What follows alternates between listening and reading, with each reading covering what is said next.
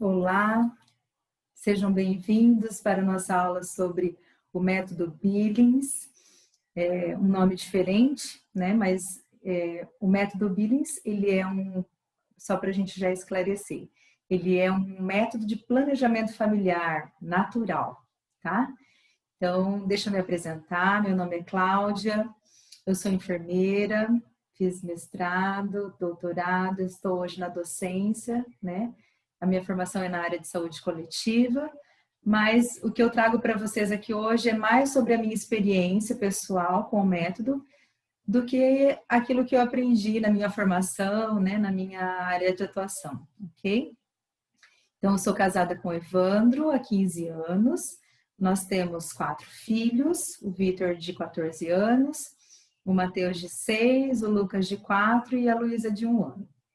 Então, vocês devem estar pensando, bom, vocês têm 4 filhos, acho que vocês não devem ter sido tão bem sucedidos no planejamento familiar, né?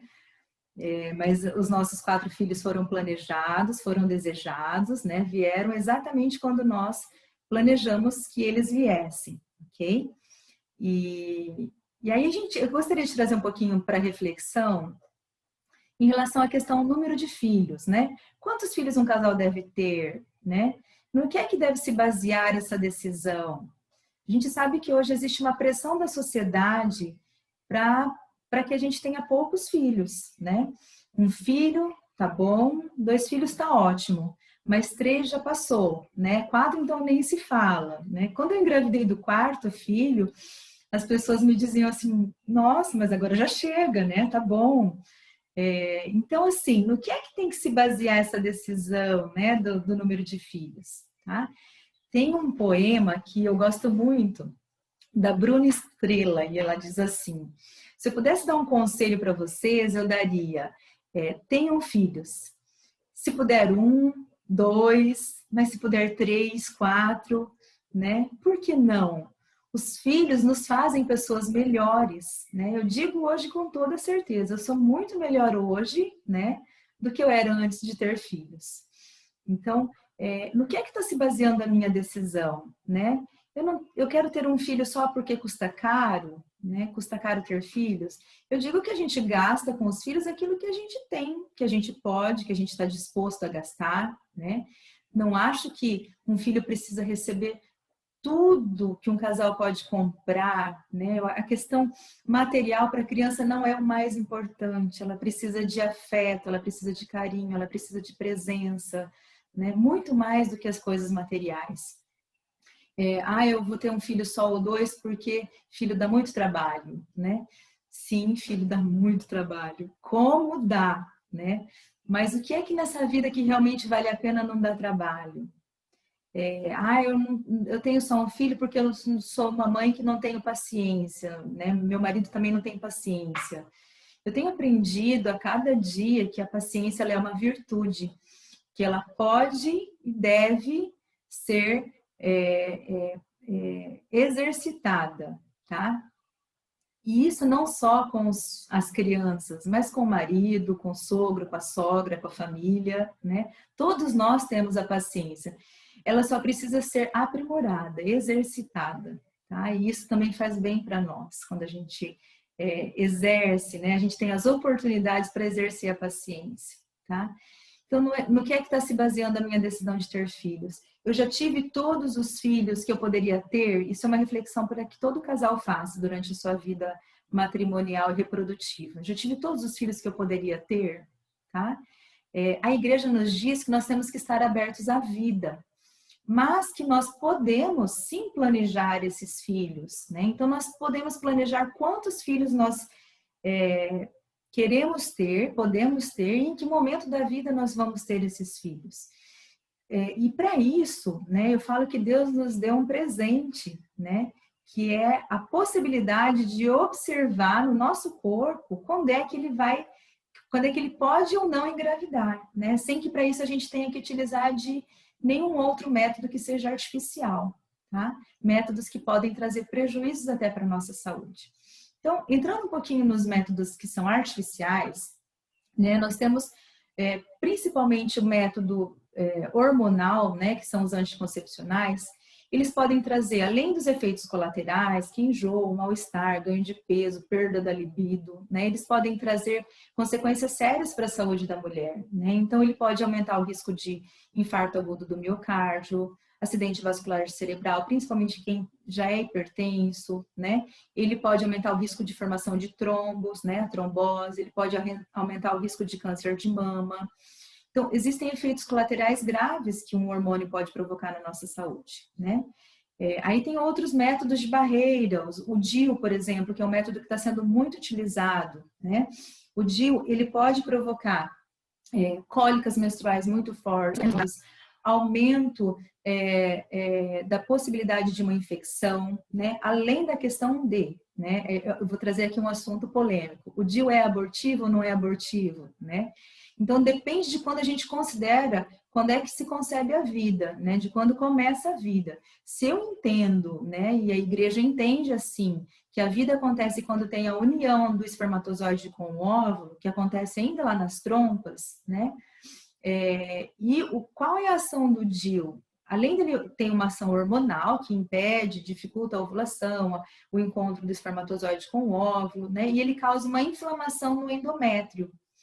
Então, pode acontecer uma fecundação, né, com a utilização do DIU? Pode. Os estudos já mostraram isso, a gente tem evidências, né? Tem bebês que nascem segurando o DIU, com o DIU enrolado na cabeça. Então, isso mostra que, mesmo com o uso do DIU, pode acontecer o encontro do espermatozoide com o óvulo. Se esse encontro acontece, né, e esse óvulo fecundado ele não consegue se implantar dentro do endométrio, porque o DIU está ali causando uma inflamação no endométrio, e aí ele vai ser liberado. Então, se eu estou evitando que essa vida tenha continuidade, tenha prosseguimento, eu posso estar causando um aborto, sim. Né? Isso na minha concepção e na concepção de muitos outros profissionais e muitas pessoas. Tá? Então, isso é uma reflexão que a gente precisa trazer em relação ao uso desses métodos artificiais, ok? Então, e quanto aos métodos naturais? Existe um mito de que os métodos naturais não são eficazes. Por quê? O método mais conhecido é o método da tabelinha ou ritmo basal. Esse método, ele realmente não tem uma eficácia grande. Por quê? Ele se baseia na contagem dos dias, tá? Mas o que pode acontecer? A mulher, ela pode, durante o ciclo, ter uma alteração, né?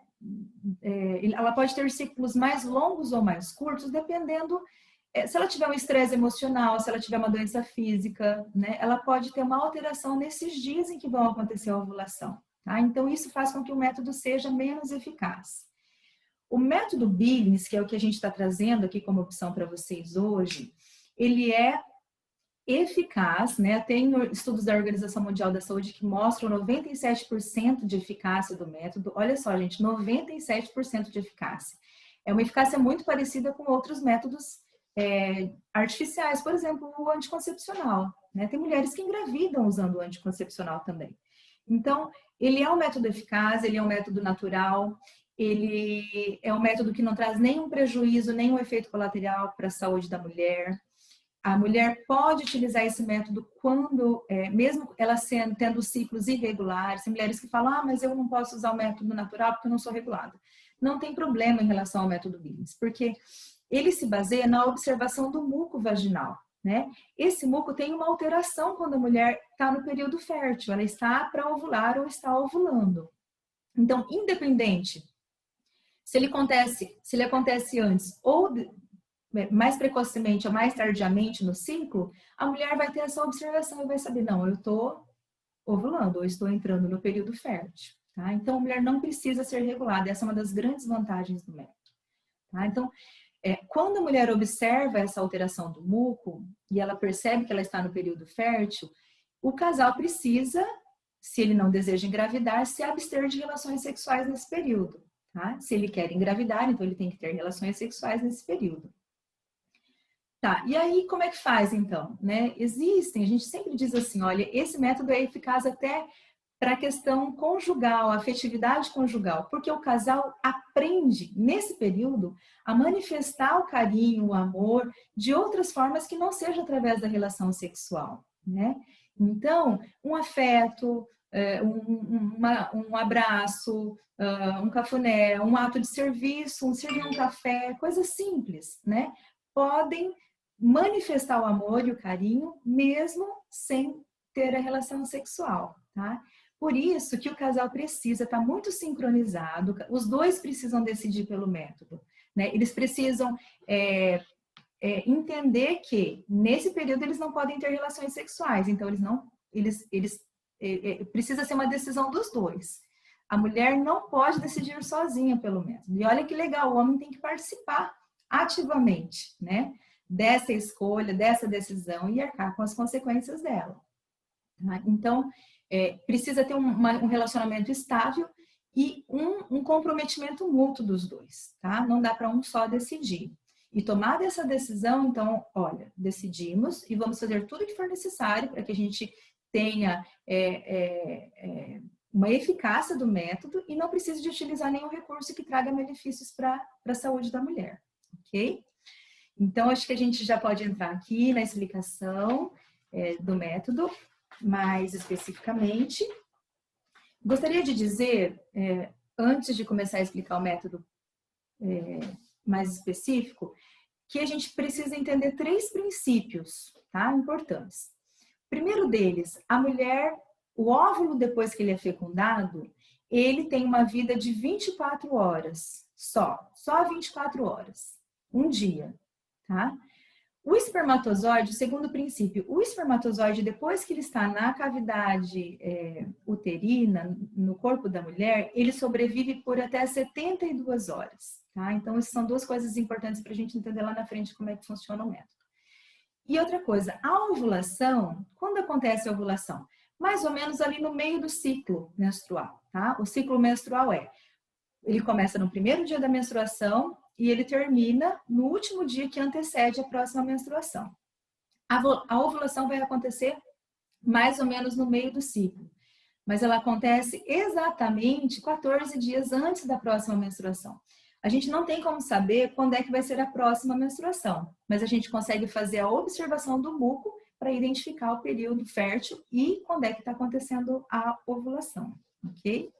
Então, esses são os 3 princípios. O óvulo dura 24 horas, o espermatozoide até 72 horas dentro do corpo da mulher e a ovulação vai acontecer 14 dias. Se a gente ovular hoje, daqui 14 dias, pode contar, pode ter uma alteração de mais ou menos 2 dias, mas daqui a 14 dias eu vou estar menstruando, tá?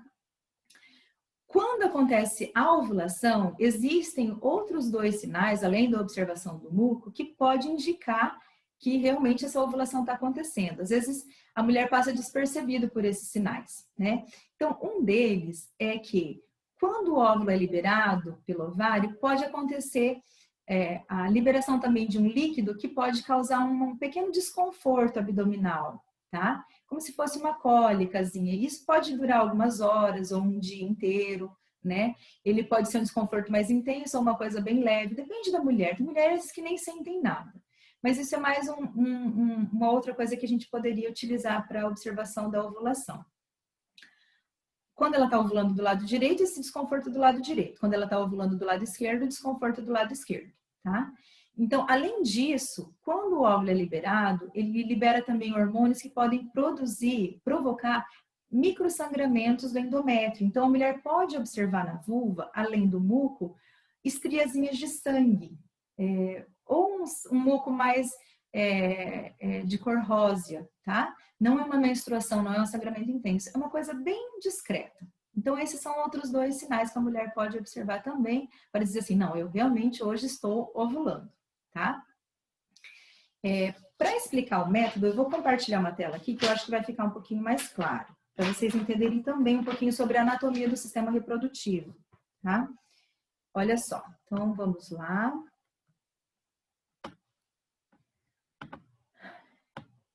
Essa aqui é a anatomia do sistema reprodutivo feminino, em que a gente observa aqui a vulva, a vagina, é aqui na vulva que a gente vai observar o muco, tá? A vagina, o colo do útero, é o colo do útero que vai produzir essa secreção vaginal. Nós temos aqui o endométrio, que é onde o óvulo fecundado é implantado, tá? Quando existe essa fecundação. Temos aqui as trompas, é mais ou menos por aqui que tem o encontro do espermatozoide com o óvulo, tá? E o ovário. Então, o óvulo é liberado pelo ovário, no 14º dia, né, lá antes da menstruação, ele é recaptado pelas trompas e ele vem por aqui encontrar com o espermatozoide. Quando acontece a fecundação, ele vem e se implanta no endométrio, ok? Quando não tem essa implantação, esse endométrio, que está todo vascularizado, cheio de sangue, preparado para receber esse óvulo fecundado, quando não acontece a anidação, né, que é a fecundação aqui, a implantação do endométrio, do óvulo fecundado no endométrio, então ele desce em forma de menstruação, ok? Então aqui, né, o endométrio, que não recebeu o óvulo fecundado, não teve anidação, ele descama e sai em forma de menstruação. É importante que a mulher anote, principalmente nos primeiros ciclos, o que ela observa e qual é a sensação dela, tá? Então aqui, olha, ela observa o sangue menstrual e ela tem uma sensação de molhada. Claro, ela está menstruando, né? Depois desse período, então, vamos lá para o próximo slide. O que acontece depois da menstruação? Nós temos a formação desse muco, desse tampão mucoso, que ele tem a função de proteger infecções, né? Ele protege a entrada de micro-organismos para o útero e ele impede também a entrada dos espermatozoides, né? Então, logo depois da menstruação, esse tampão mucoso impede os espermatozoides de entrarem no útero. Além disso, nós temos uma inatividade do ovário, né? Ele não vai liberar o óvulo nesse período. Okay? Então, não existe a possibilidade da mulher engravidar se ela tiver relações nesse período.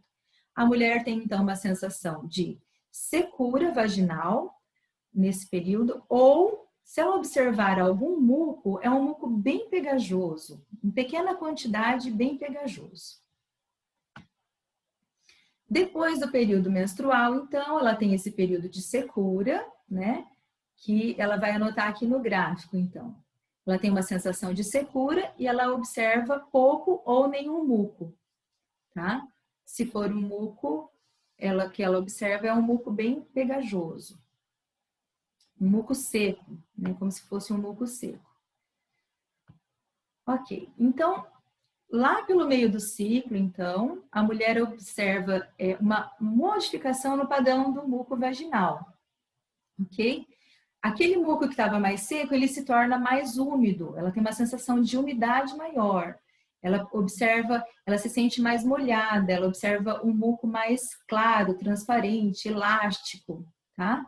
Então, aqui indica que ela está entrando no período fértil. Olha só, ela notou o período menstrual, o período de secura, e aqui quando ela tem uma alteração no padrão do muco. Então, ela tem que sempre estar atenta a essa observação da mudança do muco.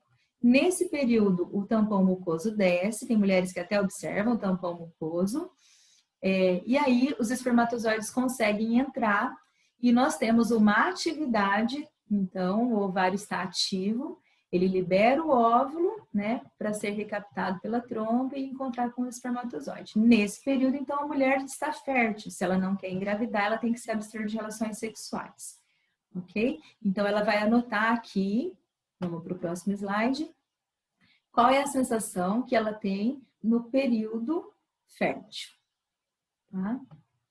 Então, que é o período de secura.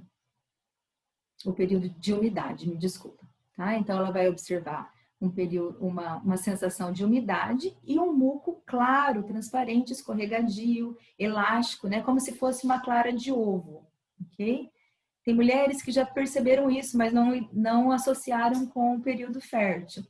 Então, os estudos mostram que a mulher, a primeira vez já que ela faz uma observação mais sistemática do muco vaginal, ela já consegue identificar o período fértil dela.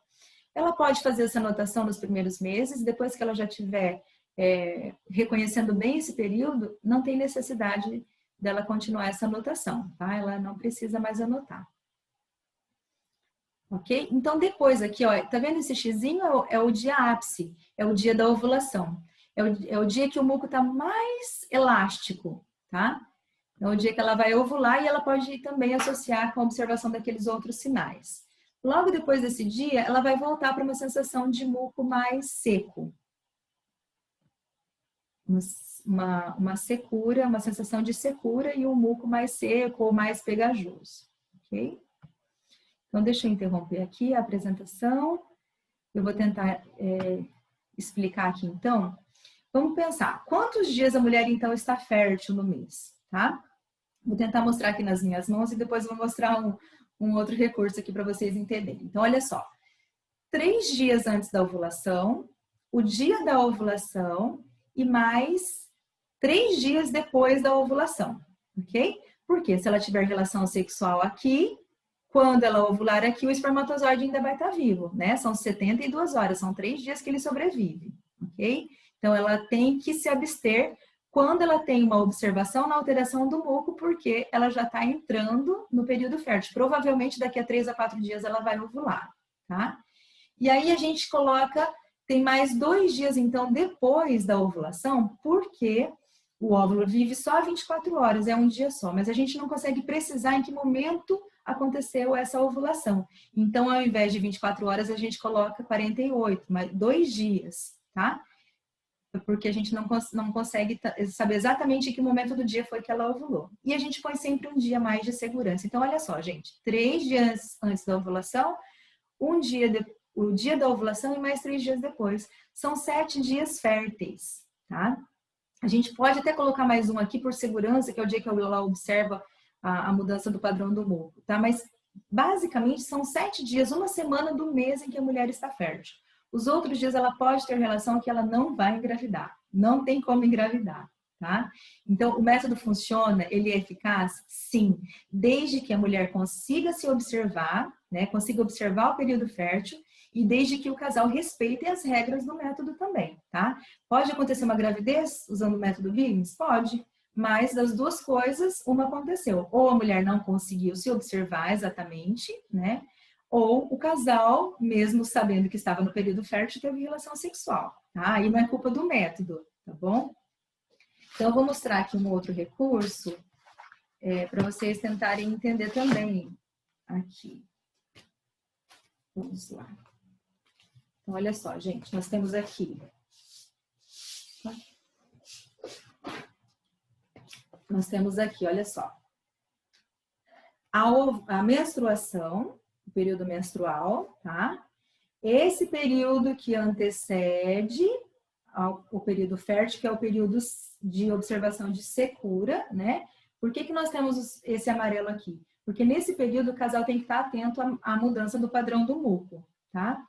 Então, até é orientado que não se tenha relações sexuais em dias consecutivos, porque a mulher pode confundir, ter uma confusão do muco com a secreção espermática, que é a secreção de espermatozoides, né, que tem depois da relação sexual. Até 24 horas depois da relação sexual, a mulher ainda pode liberar essa secreção espermática. Então, é orientado que nesse período não se tenha relação sexual em dias consecutivos para a mulher conseguir observar a mudança no padrão do muco, tá?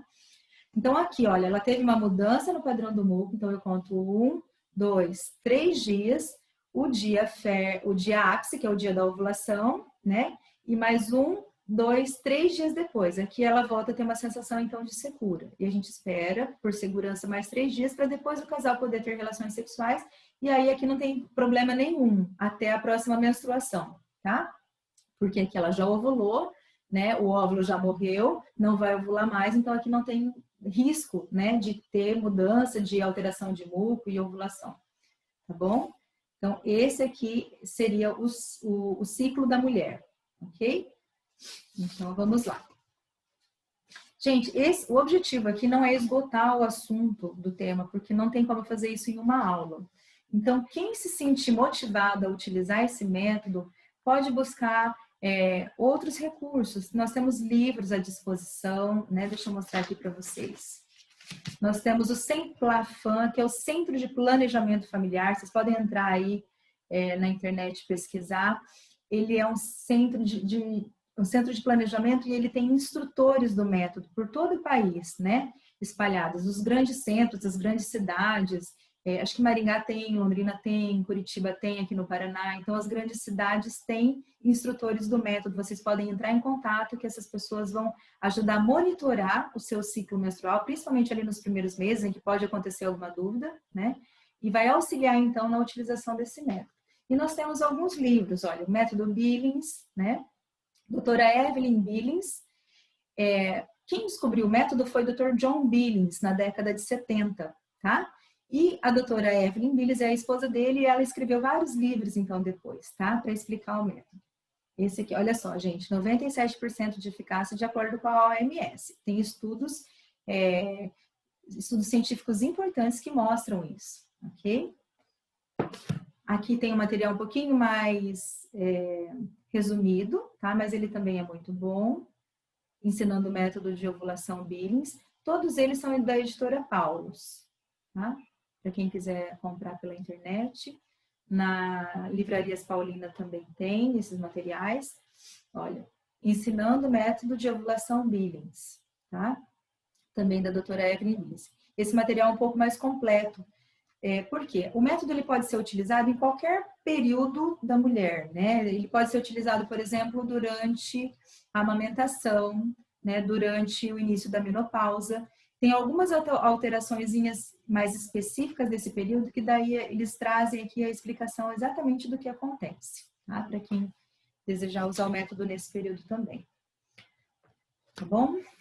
Gente, espero que eu tenha contribuído de alguma forma para vocês refletirem, né, sobre esse método. Tem muitos profissionais que não conhecem o método, né? Por isso eles não estimulam a utilização, não indicam, né? Mas é uma falta assim de divulgação mesmo, tá? Então eu gostaria de trazer para vocês refletirem e entenderem que existe uma possibilidade da gente controlar a gravidez, espaçar a gravidez sem que a gente tenha que utilizar recursos que prejudiquem a nossa saúde, tá bom? É um recurso que Deus nos deu, né? Nos presenteou. Então ele tá aí para ser utilizado, tá? É isso, então, fiquem com Deus, Deus os abençoe e até a próxima.